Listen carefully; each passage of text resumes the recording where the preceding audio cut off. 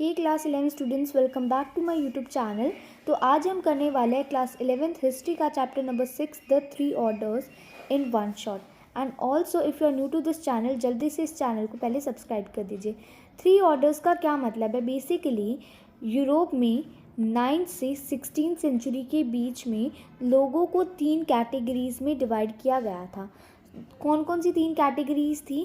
Clergy, nobility and peasantry. तो basically clergy कौन थे? क्लर्जी वो लोग थे जो कि चर्च से बिलोंग करते थे। नोबिलिटी मतलब जो भी रिच पीपल थे वो सेकंड कैटेगरी में आते थे और उन्हें नोबल्स कहा जाता था। पीजेंट्री में आते थे सारे पुअर लोग या फिर मिडिल क्लास लोग, जैसे कि हम कह सकते हैं फार्मर्स और लेबरर्स, और ये सभी नोबल्स के अंडर काम करते थे। और क्लर्जी और नोबिलिटी जो हैं वो अपने टैक्सेस कलेक्ट करते थे और वो दोनों ही पीजेंट्स को ही पे करने पड़ते थे। So let's start with the chapter now. Due to socio-economic and political changes, Western Europe society was divided into 3 orders between 9th and 16th century. तो बेसिकली यूरोप को 3 कैटेगरीज में डिवाइड किया गया था 9th से 16th सेंचुरी के बीच में, और उस टाइम पीरियड में बहुत ज़्यादा सोशल, इकोनॉमिक और पॉलिटिकल चेंजेस आ रहे थे यूरोप में, जो कि हम इस चैप्टर में पढ़ने वाले हैं। तो जैसे ही रोमन एम्पायर में फॉल स्टार्ट हुआ तो जो जर्मेनिक पीपल का जो ग्रुप था वो इटली, स्पेन और फ्रांस के रीजन में आकर रहने लगे, या फिर उन्होंने वहाँ पर आकर कब्जा कर लिया। तो 3 ऑर्डर्स का मतलब मैंने आपको समझाया। 3 ऑर्डर्स का मतलब है 3 सोशल कैटेगरीज, और वो कौन कौन सी थी? Christian priest, land owning nobles और पीजेंट्स, ये 3 कैटेगरीज थी। तो फ्यूडलिज्म का क्या मतलब है, पहले हम ये समझ लेते हैं। तो पहले यूरोप में क्या होता था? मिडिवल एरा का मतलब है 9 से 16 सेंचुरी की हम यहाँ पर बात कर रहे हैं, जिस टाइम पे ये 3 कैटेगरीज थी। तो फ्यूडलिज्म का क्या मतलब है?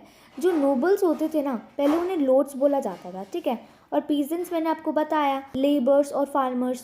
तो लॉर्ड्स जो हैं वो पीजेंट्स को ज़मीन देते थे जिसके ऊपर पीजेंट्स काम करते थे, खेती करते थे, और लॉर्ड्स इस तरीके से पीजेंट्स को इकोनॉमिकली कंट्रोल करते थे। ये काम करेंगे और उसको लेबर रेंट प्रोवाइड करेंगे पीजेंट्स लॉर्ड्स को, ठीक है। तो मतलब ऐसे काम करके उन्हें सर्विसेज प्रोवाइड करेंगे। तो ये लॉर्ड्स और पीजेंट्स के बीच में ये रिलेशनशिप जो है, इसी को फ्यूडलिज्म बोलते हैं। तो हिस्टोरियंस ने क्या करा, ये जो फ्यूडलिज्म टर्म है ना, इसको यूज़ किया है उस टाइम के इकोनॉमिक, लीगल, पॉलिटिकल और सोशल रिलेशनशिप को बताने के लिए। मतलब उस टाइम पे जो जो चेंजेस आ रहे थे उन्हें डिस्क्राइब करने के लिए हिस्टोरियंस ने फ्यूडलिज्म टर्म का इस्तेमाल किया है।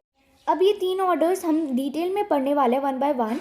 तो सबसे पहले फर्स्ट ऑर्डर किसका था? क्लर्जी, यानी कि जो चर्च वाले लोग थे उन सभी का। तो उसमें हम पढ़ने वाले हैं कैथोलिक चर्च के बारे में। कैथोलिक चर्च कौन सा होता है? जो सबसे बड़ा चर्च होता है क्रिश्चियंस का, दैट इज़ कैथोलिक चर्च।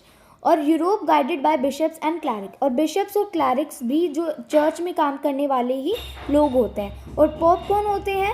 जो चर्च के हेड होते हैं, तो वो रोम में रहा करते थे। वुमेन जो है उस टाइम पे प्रीस्ट नहीं बन सकती थी, यानी कि फर्स्ट ऑर्डर में नहीं आ सकती थी।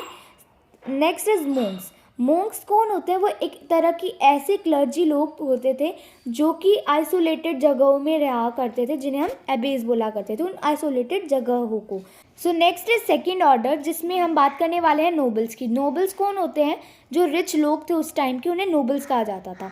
अब सेकेंड ऑर्डर में वेसल्स भी आते थे, किंग के। वेसल्स का क्या मतलब है? एक सिस्टम होता था पहले। किंग जो है वो डायरेक्टली लोगों से कनेक्टेड नहीं होता था, वो अपने वेसल्स के थ्रू लोगों से कनेक्टेड होता था। फॉर एग्जांपल, किंग को चाहिए ट्रूप या फिर आर्मी की नीड है, तो किंग डायरेक्ट जो है वो आर्मी के पास थोड़ी जाएगा, वो अपने वेसल्स को बोलेगा, वेसल्स उनको कनेक्ट करेंगे उन लोगों से। तो उस टाइम पे जो नोबल्स थे वो एक तरह से किंग के वेसल्स का रोल प्ले करते थे। अब उन्हें एक प्रिविलेज स्टेटस भी मिलता था। कैसे? उन्हें कोई भी टैक्स पे नहीं करना पड़ता था किंग को। एब्सोल्यूट कंट्रोल ओवर प्रॉपर्टी, उनका जो प्रॉपर्टी होती थी नोबल्स की, उनका पूरा अधिकार होता था। मतलब वो पूरा अपना प्रिविलेज स्टेटस एंजॉय करते थे। वो अपने ट्रूप्स को भी रेज कर सकते थे, यानी कि आर्मीज़ भी फॉर्म कर सकते थे। वो अपना खुद का पैसा भी छाप सकते थे, even coin his own money. अब हम बात करने वाले हैं थर्ड ऑर्डर की, जिसमें हम बात करेंगे 2 तरह के पीजेंट्स की। एक तो होते थे फ्री पीजेंट्स और दूसरे होते थे सर्व्स। सर्व्स कौन थे? जो कि फ्री पीजेंट्स नहीं होते थे, वो कम्प्लीटली लॉर्ड्स के अंडर कंट्रोल में होते थे। मतलब कि सर्व किससे मैरी करेंगे ये भी जो लॉर्ड है वही डिसाइड करते थे। तो आप सोच सकते हो सर्व्स कौन होते थे। तो अब हम फर्स्ट ऑर्डर को डिटेल में पढ़ने वाले हैं, क्लर्जी। तो चर्च एक बहुत पावरफुल इंस्टीट्यूशन था उस टाइम पे। क्यों? क्योंकि उस टाइम पे सब लोग जो है वो रिलीजन को बहुत ज़्यादा फेवर करते थे, इसलिए चर्च उस टाइम पे बहुत पावरफुल इंस्टीट्यूशन था। और जो कैथोलिक चर्च होते थे उनके हेड थे पोप, जो कि रोम में रहा करते थे, ठीक है। बिशप्स भी एक तरह के क्लर्जी ही होते थे, लेकिन वो नोबिलिटी में भी आते थे, यानी कि वो रिलीजियस तो थे ही, लेकिन वो रिच लोग भी हुआ करते थे जो बिशप्स थे। The church played a major role in influencing the medieval European society. जो चर्च था उसने बहुत ज़्यादा मेजर रोल प्ले करा है, क्योंकि लोग बहुत ज़्यादा रिलीजियस थे उस टाइम पे, तो चर्च के हाथ में बहुत ज़्यादा पावर होती थी, वो बहुत पावरफुल होते थे। कैसे भाई? लोग जो है वो रिलीजन में बिलीव करते थे और चर्च जो है वो रिलीजन को ही फेवर करता था, तो वो लोगों को एक तरह से इतनी बुरी तरीके से इन्फ्लुएंस कर देते थे कि भाई रिलीजन, हमारा रिलीजन कहता था कि ये करो, तुम ये करो, ये करो, मतलब इस तरीके से वो लोगों से पैसे ले लेते थे और उनसे अपनी बातें मनवाते थे। दे कलेक्टेड द तिथ अ टैक्स फ्रॉम पीजेंट, और वो एक टैक्स भी लेते थे जो कि सिर्फ पीजेंट्स को देना पड़ता था, और उस टैक्स को बोलते थे tithe. Church ceremonies copied several formal feudal dues. अब चर्च का तो काम ही था पैसा लेना, तो बेसिकली वो क्या करते थे, कुछ फ्यूडल कस्टम्स बना देते थे जिससे वो लोगों से पैसे लेते थे। Some Christians choose to live isolation in abbeys. कुछ मैंने आपको स्टार्टिंग में मोंक्स का बताया सिनेरियो, तो वो कुछ ऐसे क्लर्जी लोग होते थे जो कि आइसोलेटेड जगहों में रहते थे, और उन आइसोलेटेड जगहों को एबेज बोला जाता था या फिर मोनेस्ट्रीज भी कहा जाता था। Now next is second order, यानी कि नोबिलिटी। तो बेसिकली फ्यूडलिज्म सिस्टम हम अच्छे से समझ चुके हैं पहले।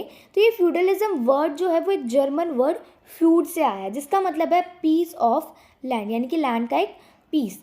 Feudalism was division of society that initially developed in medieval France, then in England, and then जो feudalism है ये प्रैक्टिस सबसे पहले फ्रांस में हुआ, फिर धीरे धीरे इंग्लैंड में भी, और फिर सदर्न इटली, मतलब धीरे धीरे feudalism पूरे यूरोप में फैलने लगा। Then it was a kind of agricultural production relationship between lords and peasant. तो मैंने आपको बताया ये लॉर्ड्स और पीजेंट्स के बीच में एक एग्रीकल्चरल प्रोडक्शन का एक रिलेशनशिप है, जिसमें लॉर्ड्स पीजेंट को अपना लैंड देते थे काम करने के लिए। The nobility had a privilege role in the social process with absolute control over his land. Nobility के पास एक प्रिविलेज स्टेटस होता था पूरा, मतलब वो अपना आराम से बैठ के कंट्रोल करते थे लोगों को, और मतलब उन्हें कोई टैक्स पे नहीं करना पड़ता था। दे रेज ट्रूप्स, वो आर्मीज़ को भी रेज करते थे, जिन्हें फ्यूडल लेवीज बोला जाता था।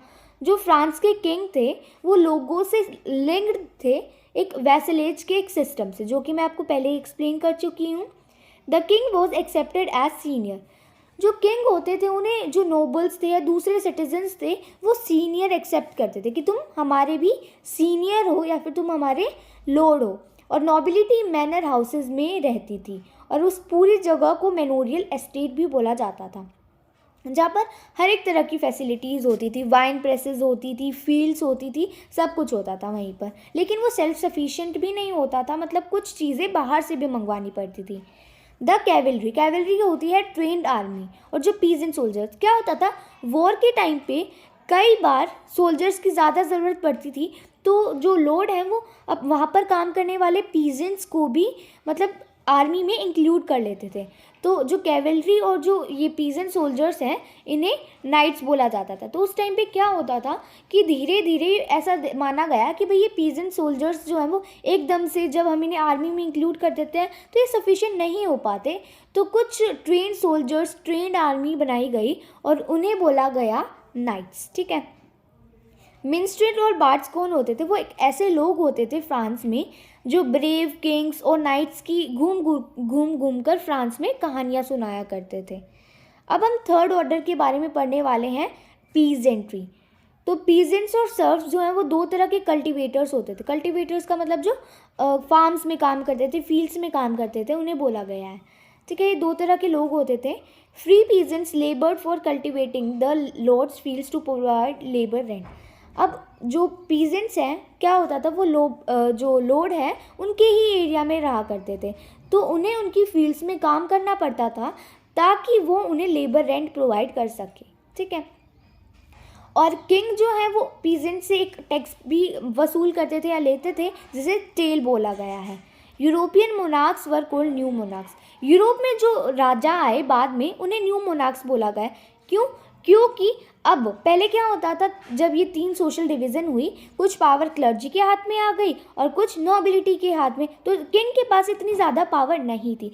लेकिन जब धीरे धीरे सोशल कैटेगरीज वीकन होती गई, जब न्यू मोनार्क्स आए तो मतलब पूरा जो कंट्रोल है वो उन मोनार्क्स के हाथ में, उन राजाओं के हाथ में होता था, तो इसीलिए उन मोनार्क्स को न्यू मोनार्क्स बोला गया है।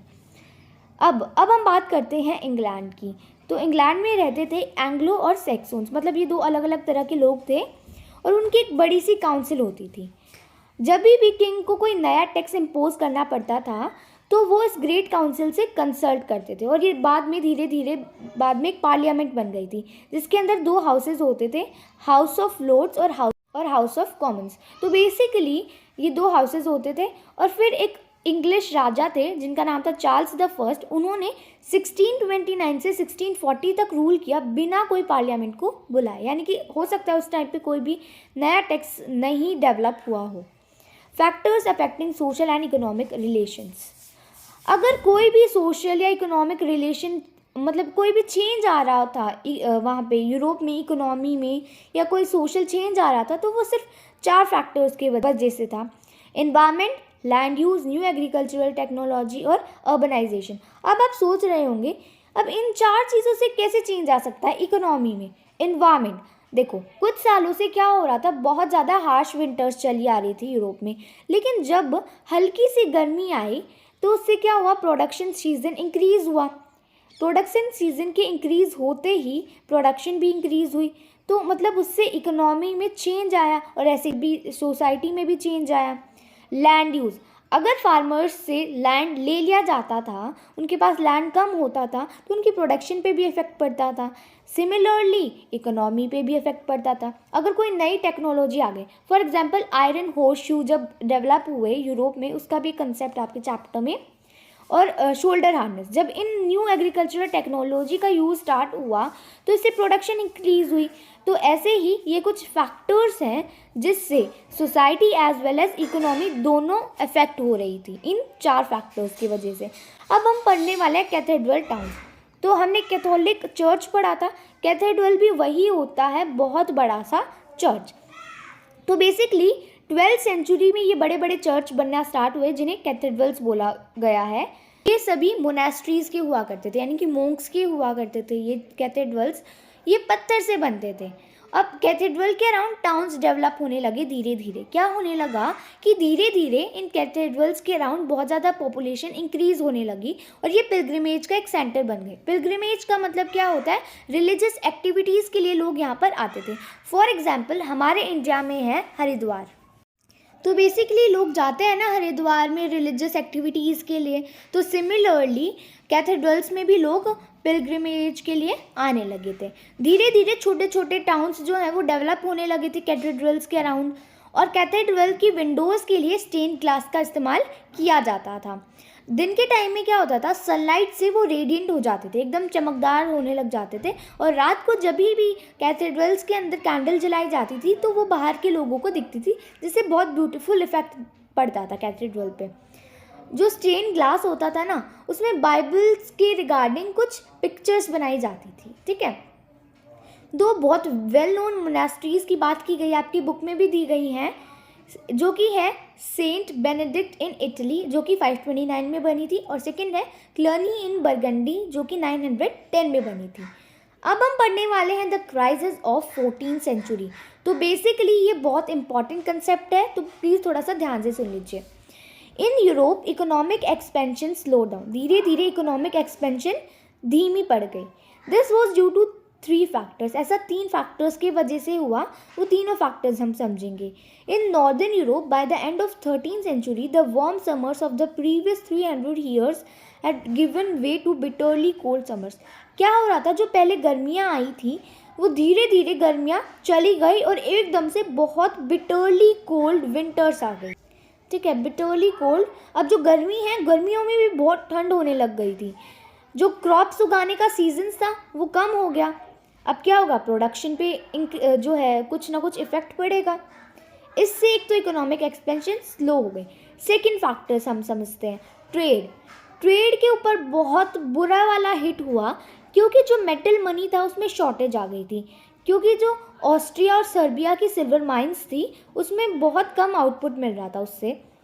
दिस फोर्स्ड गवर्नमेंट, इससे क्या हुआ, गवर्नमेंट ने क्या किया, जो सिल्वर कंटेंट था उनकी करेंसी में वो कम कर दिया और करेंसी के अंदर कुछ चीप मेटल्स मिक्स कर दिए।